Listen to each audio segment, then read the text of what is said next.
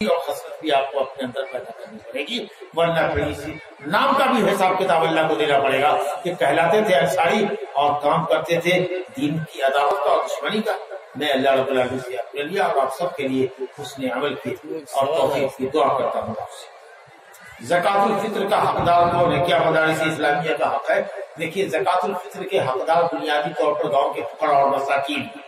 نبی صاحب نے فرمایا اغنوہم عن السوال یوم العید، ان محتاجوں کو عید کے دن بھیک منگی سے بچاؤ۔ اس لیے ہمارے صدقات اور زکوٰۃ کے مستحق ہمارے گاؤں کے فقراء اور مساکین ہیں، ان کو زکوٰۃ دینا چاہیے، ان کو فطرہ دینا چاہیے۔ زکوٰۃ کے لیے وہی مستحق ہے، اگر وہ نہیں ہو تب زکوٰۃ ایک جگہ سے دوسری جگہ منتقل کی جا سکتی ہے، لیکن بہرحال صدقہ فطر کو عید الفطر کی نماز پڑھنے سے پہلے مسکین کے ہاتھ میں یا اس کے وکیل نمائندے کے ہاتھ میں اس رقم کو، اس غلے کو، رقم کا مطلب غلہ ہے جو ہم کھاتے ہیں، اس میں سے 2.5 کلو یا بعض علماء کے قول کے مطابق 3 کلو، بہتر ہے کہ 3 کلو کے قول پر عمل کریں، وہ جو آپ کھاتے ہیں وہ کسی فقیر مسکین محتاج کے ہاتھ میں یا اس کے کسی وکیل اور نمائندے کے ہاتھ میں رقم عید کی نماز پڑھنے سے پہلے چلا جانا چاہیے، وہ لے لے، اس کے بعد وہ جو چاہے کرے۔ بہرحال سوال یہ تھا کہ صدقۃ الفطر کے حقدار کون ہے؟ تو سب سے زیادہ حقدار فقراء اور مساکین ہیں، جو ہماری بستی کے لوگ ہیں، ان کو ہم کو دینا ہے تاکہ وہ عید کی خوشیوں میں ہمارے شریک ہو سکے، اچھا وہ بھی کھا سکے، پی سکے۔ اللہ تعالیٰ اس میں واضح مدرسہ کے دن اصل میں مدرسہ ہے کہ مدرسہ میں چلے گا کہ نہ اصل وہ کھائے، لیکن اصل اگر مدرسے میں فقراء اور مساکین ہیں تو ان کو بھی آپ دیں، لیکن یہ ہے کہ صاحب صرف مدرسے میں دے دیا ہے جہاں جاگیر چلتی ہے، لیکن گاؤں کے فقراء اور مساکین کو آپ نے نہیں دیا تو غلط کیا، سمجھا گیا؟ تو گاؤں کے فقراء مساکین کو دینے کے بعد جو رقم بچتی ہے وہ مدرسے کے جو ذمہ دار ہیں، وہ جو مسکین یتیم غریب بچے جو مدرسے میں پڑھتے ہیں جن کی جاگیر ہے، آپ ان کے حوالے، ان بچوں کے وکیل وہی ذمہ دار لوگ ہیں، ان کے حوالے کر دیجیے کہ گاؤں میں جو محتاج فقراء مساکین تھے 10-5، ان بیواؤں کو، ان غریبوں کو ہم نے دے دیا، اب یہ جو پیسے بچ گئے ہیں اب اس کا کوئی حقدار نہیں ہے، لیکن آپ کے مدرسے میں جاگیر ہے، یتیم غریب بچے آپ کے یہاں پڑھتے ہیں، آپ ان کے وکیل اور نمائندہ اور ذمہ دار ہیں، لہٰذا یہ رقم آپ، یہ 10 من غلہ ہے، 5 من چاول ہے، آپ اس کو دیجیے، بچوں پر خرچ کیجیے، انشاءاللہ تعالیٰ جائے گا۔ السلام علیکم ورحمۃ اللہ۔ جی، بے نمازی کا جنازہ ہوگا یا نہیں ہوگا، اختلاف ہے مسئلے میں۔ امام احمد رحمۃ اللہ علیہ کہتے ہیں کہ بے نمازی کا جنازہ نہیں ہوگا، بے نمازی کا جنازہ نہیں پڑھا جائے گا۔ اگر آپ بے نمازی مر گئے ہیں تو آپ کا جنازہ نہیں پڑھا جائے گا، بلکہ مسلمانوں کے قبرستان میں، نمازیوں کے قبرستان میں آپ کو دفن نہیں کیا جائے گا، کیونکہ بے نمازی کافر ہے۔ لیکن امت کے 3 علماء، امام ابو حنیفہ، امام مالک، امام شافعی کہتے ہیں کہ اگر توحید سلامت ہے، اللہ تعالیٰ کی توحید سلامت ہے تو وہ فاسق مومن ہے، لہذا اس کا جنازہ پڑھا جائے گا اور مسلمانوں کے جنازے کی حیثیت سے دفن کیا جائے گا۔ لیکن جن لوگوں نے کہا کہ وہ کافر ہے، اس کے بھی قول میں بڑی پختگی ہے۔ اللہ تعالیٰ کہتا ہے اقیموا الصلاۃ ولا تکونوا من المشرکین، لوگوں نماز قائم کرو اور مشرک نہ بن جاؤ، وہ نماز چھوڑ دو گے تو مشرک بن جاؤ۔ اس سے بڑا مسئلہ نازک ہے، اسی لیے ایسا موقع مت دیجیے کہ صاحب آپ کے اوپر سوال کھڑا ہو کہ یہ آدمی بے نمازی تھا، اس کا جنازہ پڑھا جائے کہ نہ پڑھا جائے، بلکہ یہ سمجھ لیجیے حضرت عمر بن خطاب رضی اللہ عنہ کہتے تھے کہ جو بے نمازی ہے اس کا اسلام میں کوئی حصہ نہیں۔ اور عبداللہ بن شقیق تابعی ہے، صحابی کے شاگرد ہے، وہ کہتے تھے کہ تمام صحابہ اس بات پر متفق ہے کہ کسی عمل کا چھوڑنا اگر کفر ہے تو وہ نماز ہے، کسی عمل کا چھوڑنا اگر کفر ہے، انکار کرنا تو اور بات ہے،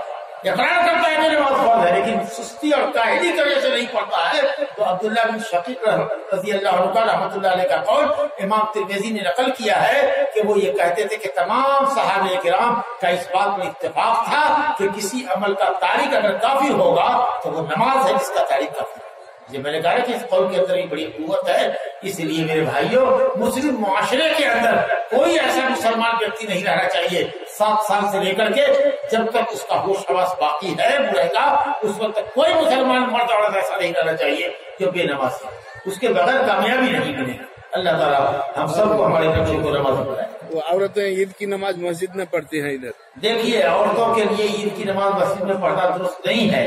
حدیث میں بہت تاکید آئی ہے کہ اپنی عورتوں کو عیدگاہ لے جاؤ، عیدگاہ لے جانے کی بڑی تاکید آئی ہے۔ حضرت ام عطیہ انصاریہ رضی اللہ عنہا کہتی ہے کہ میں نے پوچھا یا رسول اللہ اگر کسی عورت کے پاس پردہ نہ ہو, پردے کی چادر نہ ہو, جلباب نہ ہو, اوڑھنی نہ ہو, دوپٹہ نہ ہو, برقع نہ ہو, تو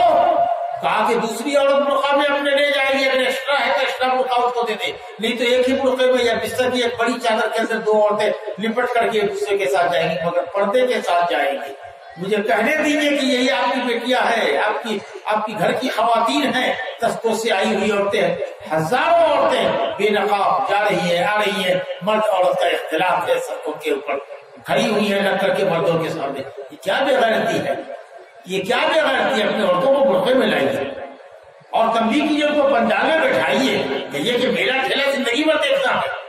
لیکن تم آئی ہو یہاں بعض نصیحت سننے کے لیے, تو اللہ رسول کی بات سننے کے لیے, یہ ہدایت کر کے گھر سے بھیجا کیجیے, خود لے کر کے آئیے عورتوں کے حلقے میں, اس کو دیجیے موبائل کے ساتھ, اور پھر اس کو لے کر کے جب جانا ہو تو لے کر کے نکلیے, عزت اور پردے کے ساتھ کیجیے. یا جیسا کہ ڈاکٹر ابراہیم نے کہا کہ بھائی ایسا کریں کہ دن کا ایک آدھ سیشن ہم خاص عورتوں کے لیے رکھتے ہیں, جس میں ان کے تعلق سے مضامین ہو, بچوں کی تربیت, میاں بیوی کے حقوق, نماز کی غفلت, اس طرح کے عنوان پر تقریر کریں, اور مغرب سے لے کر کے 11 بجے 12 بجے رات تک ہارڈلی زیادہ سے زیادہ یہ مردوں کا خطاب ہو, تاکہ راستے میں عورت اور مردوں کا اختلاف نہیں ہونا چاہیے. کبھی کبھی ناخوشگوار واقعات پیش آ جاتے ہیں, عورتیں نکلی ہیں, لڑکیاں نکلی ہیں, نہ جانے کہاں بھاگ گئی, اس کے ساتھ کیا چکر ہے, وغیرہ وغیرہ, تو اس سے ہمارے جلسے بدنام ہوتے ہیں, دینی پروگرام بدنام ہوتے ہیں. بہرحال میں کسی کی نیت پر شک نہیں کر رہا, لیکن اس سے انکار بھی نہیں کیا جا سکتا ہے, اور جب بھی کبھی اس طرح کا میلہ ٹھیلا ہوتا ہے شیطان کو موقع ملتا ہے اور وہ ہم کو اور آپ کو پریشان کرتا ہے.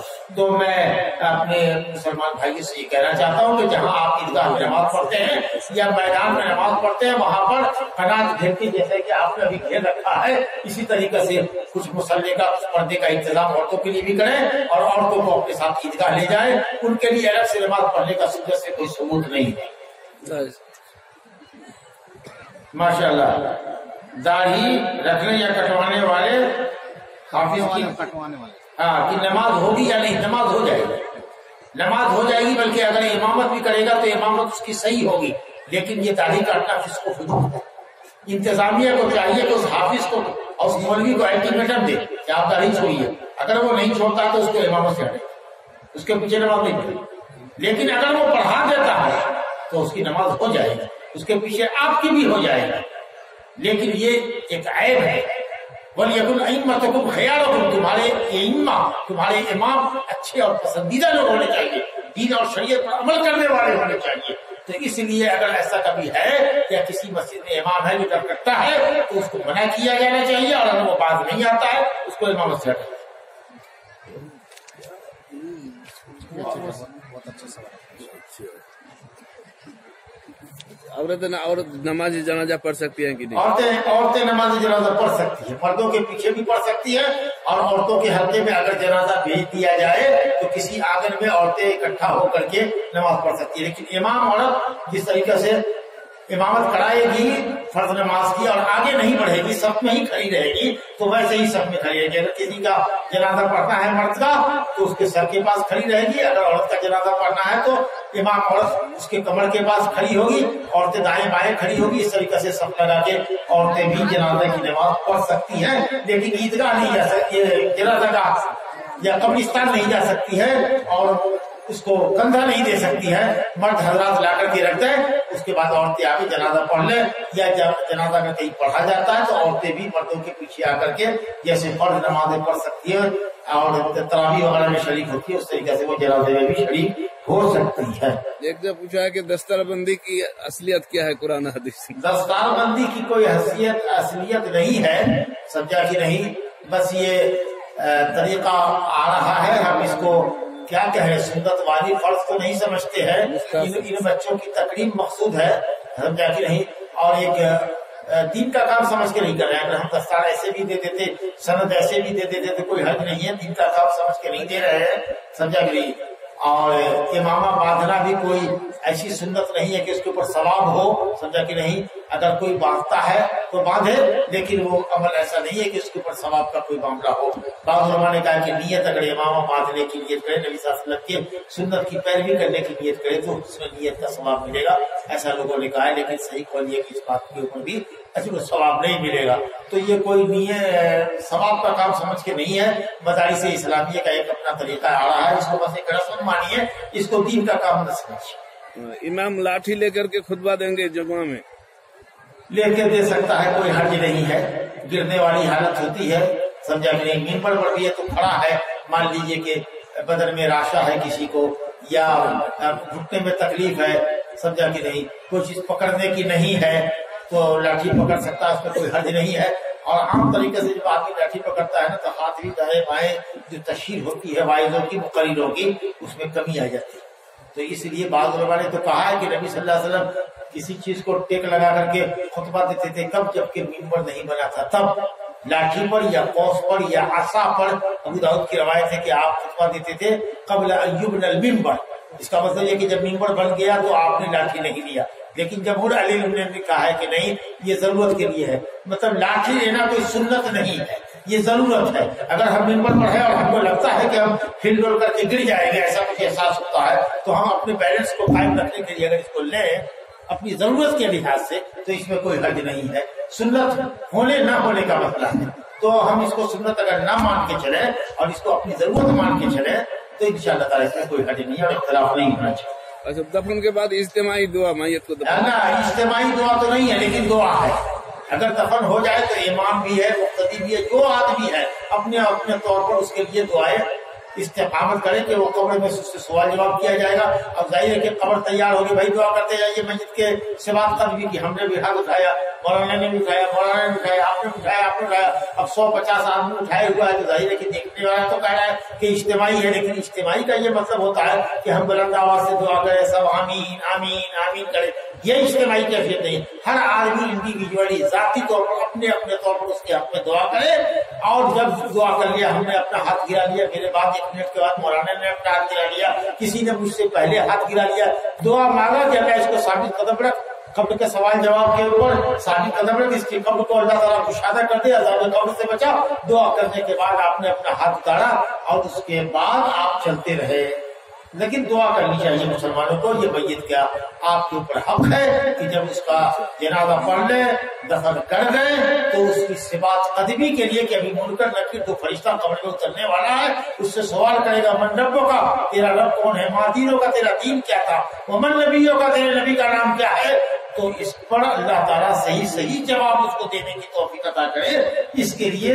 ثابت قدم رہے وہ، اس کے لیے دعا کرنا سنت سے ثابت ہے۔ جشن عید میلاد النبی جشن عید میلاد النبی بدعت ہے، کیونکہ یہ کام ثواب کے لیے کرتے ہیں اور نبی صلی اللہ علیہ وسلم نے نہیں کیا، خلفائے راشدین نے نہیں کیا، 400 سالوں کے بعد شیعوں نے اس کو ایجاد کیا۔